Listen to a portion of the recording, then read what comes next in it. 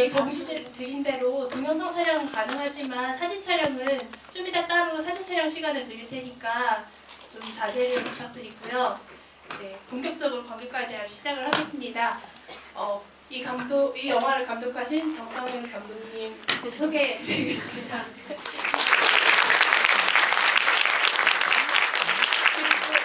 그리고 오늘 진행을 맡아주실 안시안 평론가님이십니다.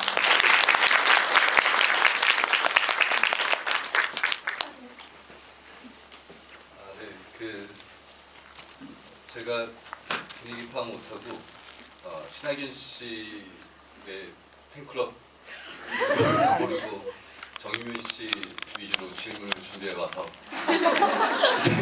여기 와서 그 사실을 알고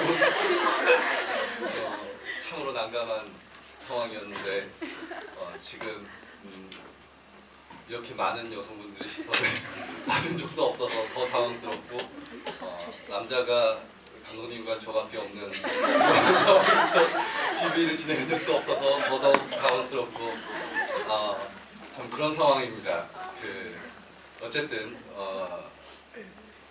이 카페누아르라는 영화가 신하균 씨가 주인공이시고 그리고 거기에 걸맞는 이야기 보따리를 아마 정성희 감독님이 아주 무거운 짐을 끌고 오듯이 잔뜩 넣어서 가져오셨으리라고 믿고 진행을 해볼까 합니다.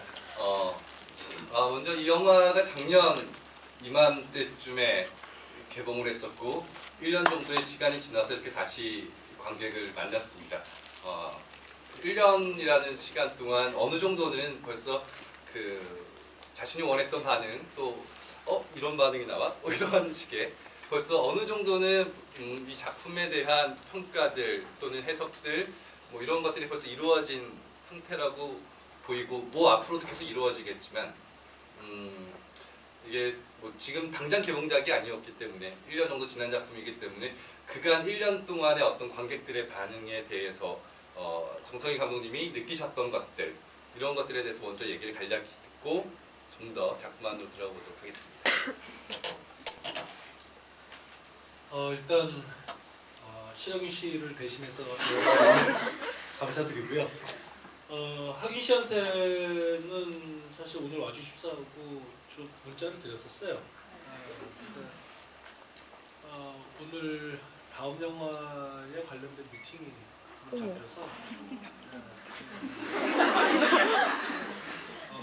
몇 시에 끝날지 모르겠다. 근데 이미 저녁 약속이라서 좀 정말 미안하다. 여러분들에게 미안하다는 인사를 대신 좀 꼭 좀 전해달라고 제가 문자를 보냈습니다. 문자를 보여드릴 수도 있습니다. 그래 거기 전화번호가 찍혀있기 때문에 그래서 감사드리고요. 그 다음에 안시안 선생님은 뭐 여러분들 알다시피 신의 21에 지금 전형 극장 다른 동료들과 함께 좋은 글을 많이 쓰고 계시고 또 카페누아르를 사랑하고 계셔서 되게 감사하게 생각하시는데 사실 딱 이 자리에 사회자로 오셔서 제가 되게 기쁜 마음 감추지 못하고 있습니다.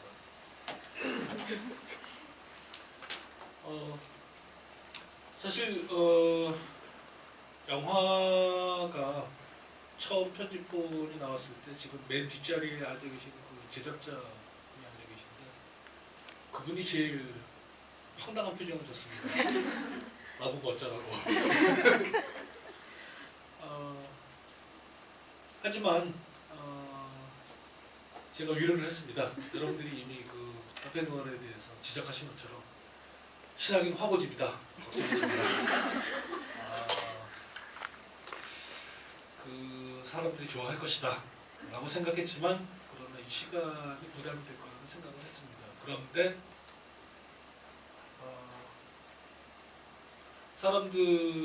관객들이 이 정도로까지 부담을 느낄 거라는 생각을 사실은 못했습니다. 게다가 처음 개봉했었을 때 사실 여기 영화 산업에 매우 오래 몸을 담고 있었지만 그것은 영화 평을 쓰는 일이었었지 제가 배급에 관련된 일을 알고 있지 못했습니다. 영화가 그 이제 27개 관에서 개봉을 했습니다. 재작년 12월 31일에 개봉을 했죠. 개봉관 중에는 인천 CGV도 포함이 되어 있었습니다. 근데 제가 상영 시간을 보고 약간 망연자실했습니다. 상영 시간이 하루에 딱 한 번 하는 건 이해할 수 있습니다. 그런데 딱 한 번 하는 상영 시간이 1시 반이었습니다. 새벽 1시 반.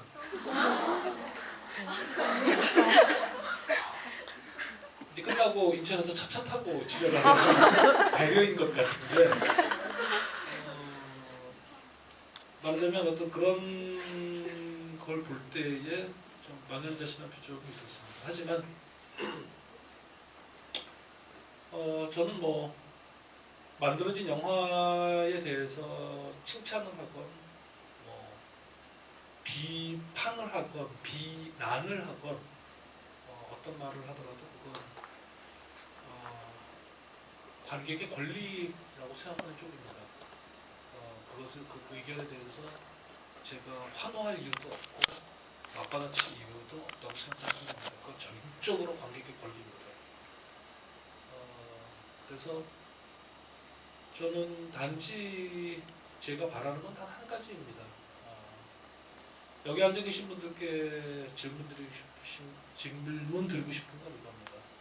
여러분들께서 3년 전에 흥행 1위였던 영화가 뭔지 기억이 나십니까? 기억이 안 나실 겁니다.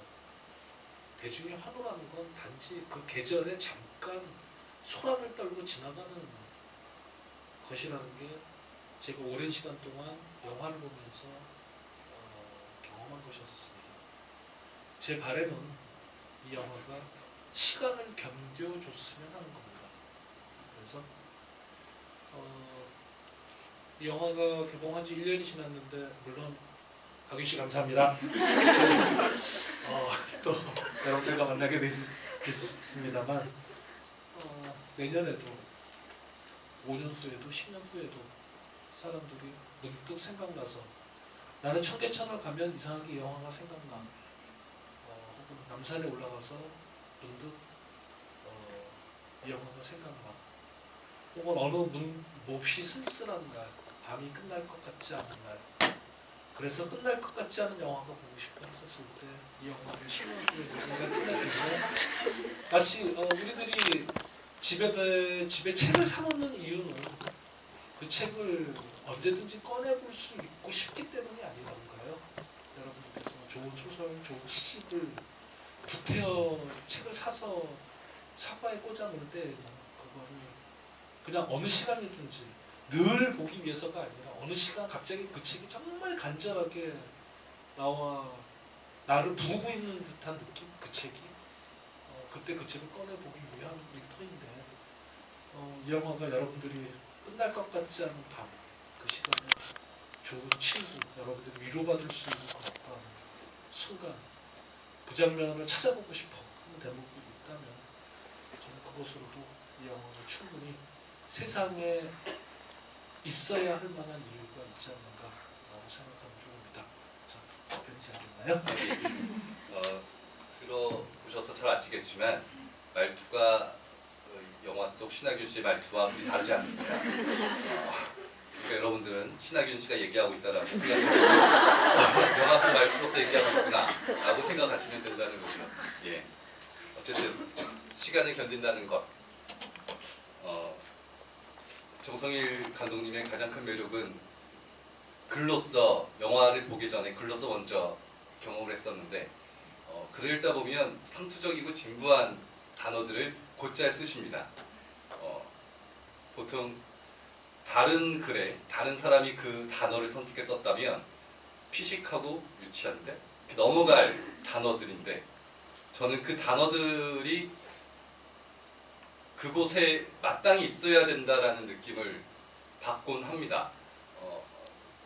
저는 뭐 어떠한 정성일 감독님에 대한 글에 대한 여러 가지 얘기들도 많이 있습니다만은 그거 어떤 것보다도 제가 느끼고 있는 매력은 그 진부한 것들을 진부하지 않게 정말 그 단어가 갖고 있는 느낌들을 그대로 전해주는 것.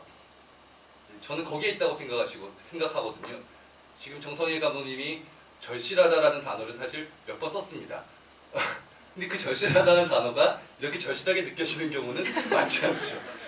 저는 그게 참 이 정성일 감독님의 매력이고 이 영화의 매력이지 않나 하는 생각을 해봅니다. 어쨌든 이제 워밍업이 끝났으니까 신하균 얘기로 들어가 볼까요? 네. 꼭 신하균 씨 때문만은 아니고 1차적으로 궁금할 수밖에 없는 것은 왜 이 영화에서 왜 카페누아르라는 영화에서 신하균 씨를 필요로 했는가? 라고 하는 질문은 영화 속으로 들어가는 데 있어서 늘 첫 번째 관문인 것 같습니다. 예. 애초에 카페누아르가 쓰여질 때부터 신하균 씨는 감독님의 그 예상 배우였습니까? 아니면 어떻게 됐는지 좀 궁금합니다. 시나리오를 맨 처음에 썼었을 때에는 그 배우를 고려하지 않고 썼습니다. 그냥 이 시나리오를 맨 처음에 썼었을 때 고려했던 배우는 딱 한 사람이었습니다. 정유미. 긴 대사 때문에. 그건 완전히 정유미 씨를 위해서 쓴 대사입니다. 만일 정유미 씨가 노라고 그 대사 대목은 완전히 다른 버전으로 3가지 버전을 썼습니다. 제가 그 전에 정유미 씨를 만난 적이 없었으니까 당연히 배우들이 거절할 수도 있죠. 그래서 정유미 씨 버전으로 하나 쓰고 그 다음에 이 자리에서 이름을 얘기하는 건 적절치 않으니까요. K모 배우 버전을 하나 썼습니다. 그 버전은 다 대사가 끊어지게 되어 있습니다. 그 다음에 3번째 버전도 있습니다. 3번째 버전은 이 역할을 하고 싶어 했던 여배우가 있었습니다. 그 버전은 100% 이 배우가 못 외울 걸 알기 때문에 플래시백으로 찍는 거였었습니다. 뒤에 내레이션으로 깔고 플래시백으로 쭉 찍는 것이었습니다. 그 외에는 뭐 결정하지 않았습니다. 하지만 영수 역할을 누가 할 것인지는 사실 이 영화에서 저에게 가장 중요한 문제였었습니다. 왜냐하면 이 영화에서 처음부터 끝까지 다 나오는 인물이 영수 한 사람밖에 없습니다. 나머지는 다 조각조각 나오기 때문에 이 배우와 보내는 시간이 사실은 많지 않는데 신하균 씨는 하여튼 영화 처음부터 마지막 장면까지 모두 나오는 유일한 역할이기 때문에 누가 되는지 굉장히 중요했습니다.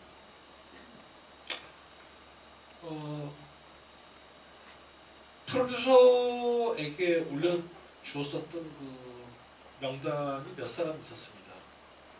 그 몇 사람에도 신하균 씨 이름이 없었습니다. 없었던 이유는 그때 다른 영화 찍고 있었습니다. 그래서 우리하고 일정이 겹치고 있는 배우를 데리고 오는 건 불가능한 일이었었으니까 아예 처음부터 배제됐었습니다.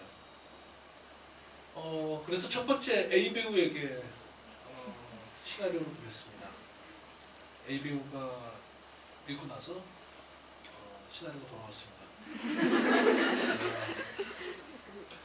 무슨 얘기인지 모르겠다. 그래서 시간을 주면 내가 만나서 설명하겠다. 그러자 이 배우께서 됐다 괜찮다. 와중에 이 시나리오가 제법이 아니라 제일 큰 배우 회사에 들어갔었습니다. 매니저끼리는 서로 시나리오를 돌려보는데 한 매니저가 이 시나리오 되게 좋았습니다.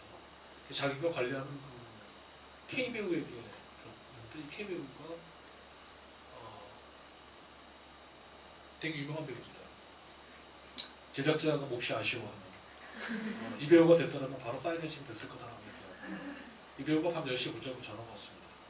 그리고 만나서 꼭 하고 싶다고 얘기했습니다. 근데 저는 이 배우가 좋은 배우지만 이 영화에 맞지 않는다고 생각했습니다. 새벽 3시까지 얘기했습니다. 끝난 다음에 심지어 그 회사의 대표를 통해서 난 이 영화 무조건 해야 된다. 그러니 넣어달라. 배우들의 표현은 꽂아달라고 표현하죠. 꽂아달라고. 그 대표가 이 배우를 꽂으면 딴 여배우를 원하는 어떤 배우도 꽂아줄 테니까 이 배우가 우리 회사에서 단 한 번도 시나리오를 갖고 그런 얘기를 한 적이 없다. 근데 처음이다. 군대 가기 전에 소원 한번 들어주고 싶다. 근데 배우에게 얘기했습니다. 정말 미안하다.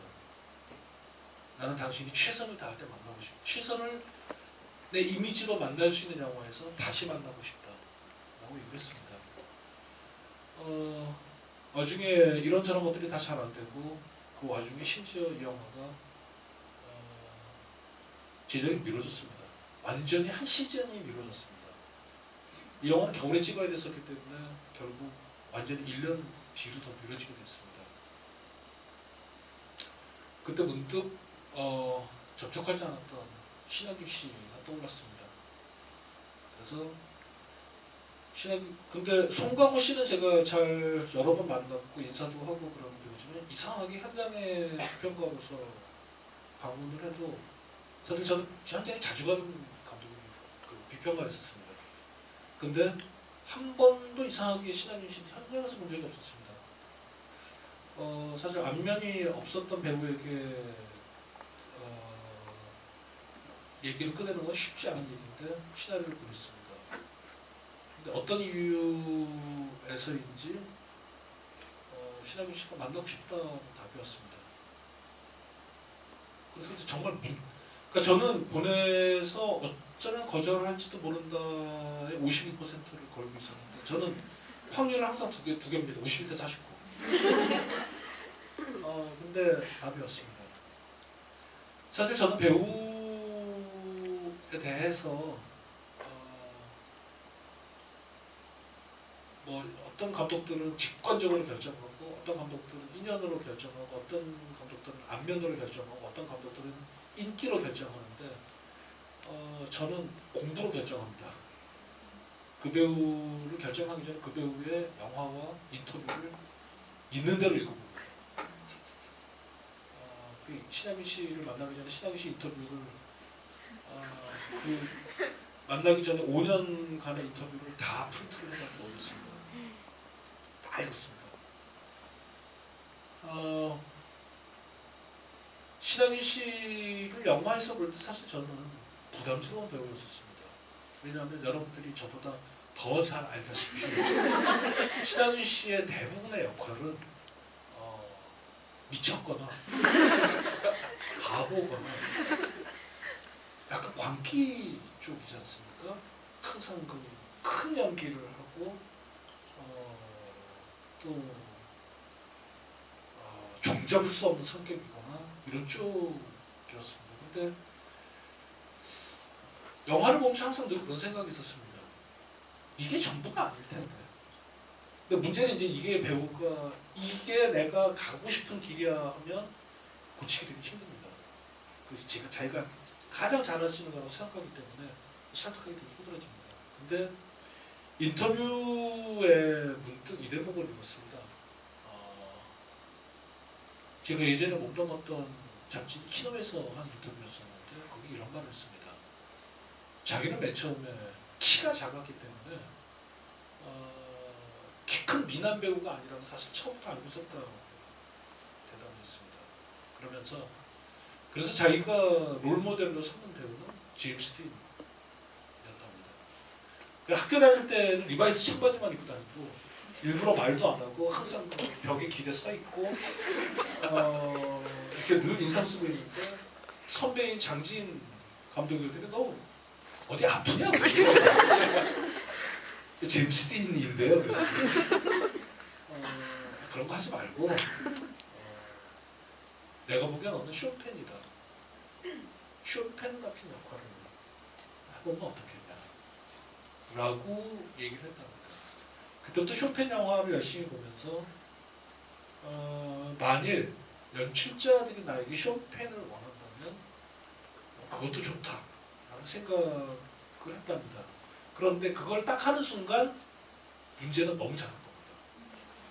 모든 연출자들이 쇼펜만 찾는 겁니다. 쇼펜 신하균만 신쇼펜 하균만 찾은 겁니다. 신 제임스 하균을 찾지 않고 하균 씨를 만나서 한 얘기를 그렸습니다. 자, 쇼펜 신하균을 제가 많이 봤습니다. 당신이 하지 않았던 거 제임스 대 시나리오를 한번 보고 싶습니다.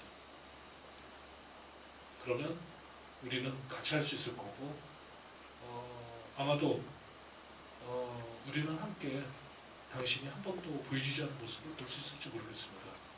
나는 절대적으로 당신을 믿고 이 영화를 찍을 수밖에 없습니다. 왜? 처음부터 당신이 나오기 때문입니다. 그리고 사람들은 당신의 감정을 쫓아가면서 볼 겁니다. 절대 어떤 이 영화 속의 여배우들 중에 누군가를 쫓아가서 영화를 보는 사람은 없을 것입니다. 그 옆에 앉으신 안시환 선생님처럼 정유미 씨의 팬을 제외한 겁니다. 게다가 심지어 중간에 영화 제목이 뜨지 않습니까? 제가 지금도 잊혀지지가 않는데 그 관객과의 대화 때문에 한번 갔었는데 뒤에 앉아서 이제 이러고 보는데 갑자기 한 제목이 딱 뜨니까 앞에 앉았던 관객이 깜짝 놀라면서 야 정민 아까 나온 게 전부야? 영화에서 끝나는 줄 안 거예요. 아까 지하철에 잠깐 나왔던 게 전부였던 거야?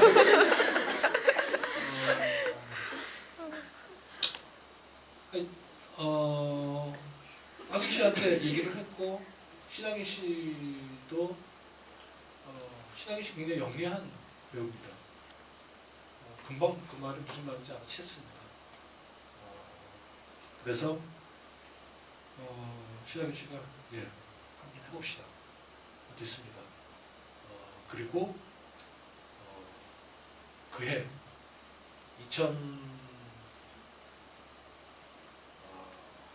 2008년 12월 8일 12월 8일에서 9일로 넘어가는 11시 40분 첫 촬영이 시작됐습니다. 첫 촬영 장면은 이 영화 속에서 신사동 가로수길에 김연아 씨와 걸어가는 장면이 이 영화에서 가장 처음 찍은 장면입니다.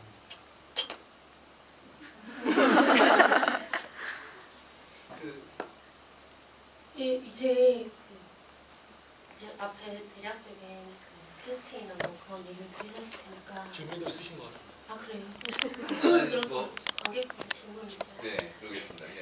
손 드시면 진행자분이 지목하셔가지고 마이크. 이렇게 하도록 하겠습니다.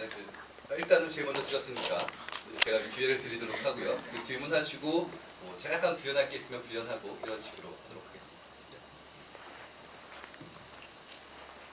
앉아서 하겠습니다. 너무 부끄러워서. 영화 너무 잘 봤고요. 궁금한 게 4가지가 있는데 죄송합니다. 제가 질문 다 빼앗는 것 같아서 너무 죄송하긴 한데 하나는 선물 상자의 의미가 뭔지 되게 궁금한데 이게 선물을 받는 사람들이 다 이별을 맞이하는 그런 느낌이 있어서 그런가 보다 했는데 맨 마지막에 미연2와 심은하 씨로 나오시는 그분이 선물을 선물을 이렇게 주는데 그거는 이별의 의미가 아닌 것 같다는 느낌이 들어서 그래서 선물 상자의 의미가 궁금하고 그리고 풍선의 의미도 궁금합니다. 그리고 하나는 이성민 씨께서 중간에 외국어로 짧게 한 대사를 하는데 도대체 무슨 말인지 모르겠네요. 그리고 3번째는 유해를 옮길 때 성직자들을 함께 가지 않았다라는 말을 굳이 하셨어요. 근데 그게 뭐지?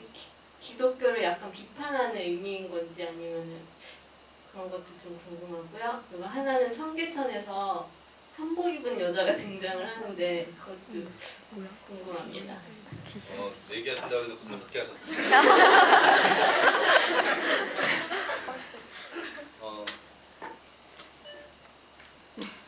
그 선물 상자는 유심히 보신 분이면 아시겠지만 그 선물 상자가 모두 5가지 다른 사이즈가 등장합니다. 일부러 5개를 따로 똑같이 만들어달라고 미술 감독에게 부탁을 드렸고요. 선물 상자 안에 뭐가 들었는지에 대해서는 하균 씨한테 물어봤는데 근데 저한테 안 가르쳐 주시더라고요. 선물 상자 안에 뭐가 들었는지 저도 잘 모릅니다. 그리고 선물 상자의 의미는 아마 각자 가슴에 좀 있을 거라고 생각하는 쪽입니다. 그래서 제가 생각하는 것과 질문하시는 분이 생각하는 선물이 저는 달라야만 한다고 생각하는 쪽입니다. 사실은 그 선물이라는 거는 각자 의미를 다 똑같은 단어인데 다 다르게 안고 계시지 않나요? 풍선은 또 역시 저는 비슷한 생각을 갖고 있습니다만, 다만 제가 찍을 때 이런 마음을 가졌습니다. 세상에 대해서 갖고 있는 유일한 끈 같은 것, 그리고 풍선을 놓쳤었을 때의 그 세상과의 끈이 놓치는 듯한 어떤 상실감 같은 게 있지 않나요? 전 어렸을 때 그런 게 되게 컸거든요. 어렸을 때 풍선 놓치고 내내 울었거든요. 근데 그 상실감의 느낌이 지금도 생생하게 남아 있어서 저는 풍선 갖고 있었고요. 사실은 비평을 쓰는 동료들이 호시오시엔 감독의 빨간 풍선을 예를 들었는데 정말로 영화를 찍으면서 그 영화를 단 1초도 생각해 본 적이 없었습니다. 사실 나중에 그 지적을 듣고 나서 참 거기도 빨간 풍선이 나왔지라고 거꾸로 호시오시엔 감독을 제가 너무 좋아하고 빨간 풍선이라는 영화를 너무 좋아하는데 불구하고 신기할 정도로 찍으면서 단 한 번도 그 빨간 풍선을 생각해 본 적이 없었습니다. 그래서 제 영화에 호시오시엔 이름이 등장하는 건 저로서는 감격할 만한 일이긴 한데 그건 저와 굉장히 멀리 있는 얘기고, 그다음에 고 과장님 이선민 씨가 거기서 하는 그 말은 그 독일어 대사, 독일어 베르톨트 베이트라고 독일 시곡 작가의 시입니다. 한국어로 번역하면 작은 장미를 누가 돌고 계는가, 이 작은 장미를 누가 돌고 계는가 라는 시인데요. 그 시는 인터넷에 찾아보시면 금방 떠오르는 시이고, 사실 제가 굉장히 인상적이었던 건 뮌헨 영화제에서 이 영화를 상영할 때 뒤에 서 있는데 이선민 씨가 그 대사를 딱 하는데 앞에 앉았던 할머니가 거의 혼잣말처럼 브레이트, 그 제목만 들어도 독일 사람들은 누구나 아는 시. 근데 사실 한국에서 독일어를 모든 사람들이 알아듣기를 기대하는 노래는 아니었고요. 다만 이런 정도를 생각해 주길 기대했습니다. 이 사람이 문득 독일어로 얘기할 정도의 교양을 갖고 있다면 이 인간은 그동안 어떻게 살아온 인간일까? 어디까지 어느 자리에 있는 인간일까? 그리고 브레이트라는 것을 알아챈다면 이 인간의 젊은 날은 어떤 사람이었었을까? 라는 생각들이 말해서 어떤 하나의 침점처럼 생각해 준다면 고맙겠다는 생각이 있었고요. 그 다음에 성직자들은 아무도 따라가지 않았다는 괴테의 젊은 베르텔의 슬픔의 마지막 구절입니다. 그래서 그 구절을 마지막 구절을 갖고 오고 싶었습니다. 그리고 자살을 하면 성직자가 안 쫓아가죠. 그걸 못 봤죠. 자살하는 사람들은요. 그런 것들을 담고 싶었고, 그 다음에 그 소복녀는 작은 화면에서는 알아챌 수가 없고 큰 화면에서는 혹시 알아채는 분 있으실지 모르겠는데, 그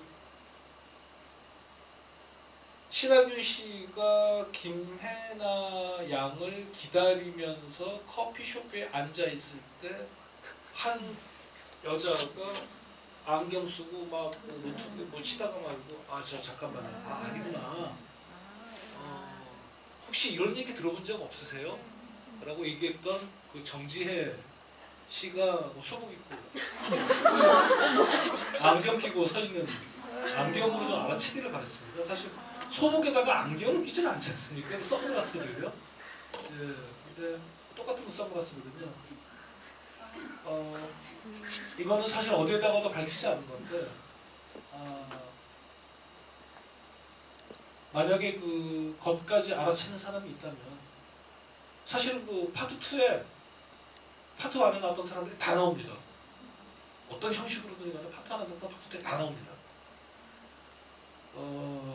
이 여자 청계천에서 자살했구나. 자살한 사람끼리 서로